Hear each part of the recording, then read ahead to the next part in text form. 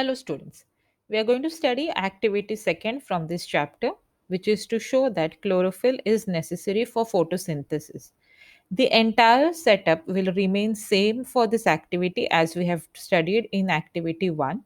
So you will take a plant which will be destarched first, and then you will keep it in sunlight for around 5 to 6 hours, and then one leaf from that particular plant will be selected. In this experiment, we will take a variegated leaf. Variegated leaf as in a leaf which has different color patches on it. If you take a look at this leaf, it has green and yellow color patches on it. So green colored part of the leaf basically indicates presence of chlorophyll, and yellow area is the one which does not have chlorophyll present in it.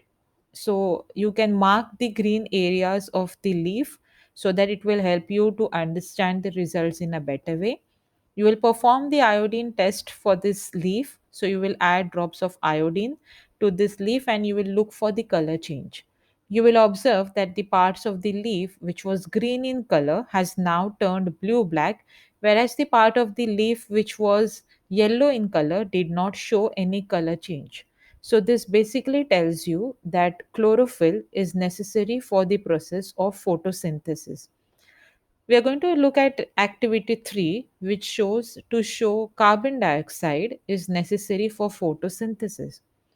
In this particular experiment, you will take two potted plants, you will discharge them. After that, these two potted plants will be kept inside a bell jar which is tightly packed. Setup A will have a watch glass or a Petri plate containing potassium hydroxide, whereas setup B will not have any potassium hydroxide in it. Now we'll place both these setups in sunlight for around 5 to 6 hours. When we have kept potassium hydroxide in the flask A, that is basically so that it will absorb all the carbon dioxide that is there in flask A. You will take out one leaf from each setup and you will try to observe the color change. You will notice that the leaf which has been taken from setup A will not turn blue black, whereas the leaf from setup B will show presence of starch and will turn blue black in color. The leaf from setup A did not show any color change because KOH, that is potassium hydroxide, had absorbed all the CO2 from the leaf from that particular setup.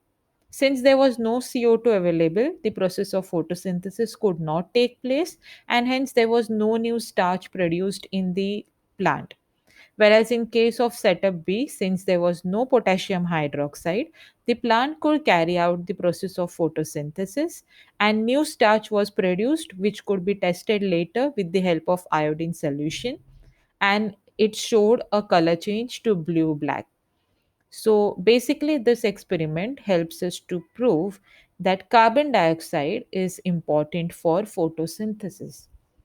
I hope you all are clear with all three activities. We have shared a Google form with these videos. You're supposed to attempt the Google form as soon as possible.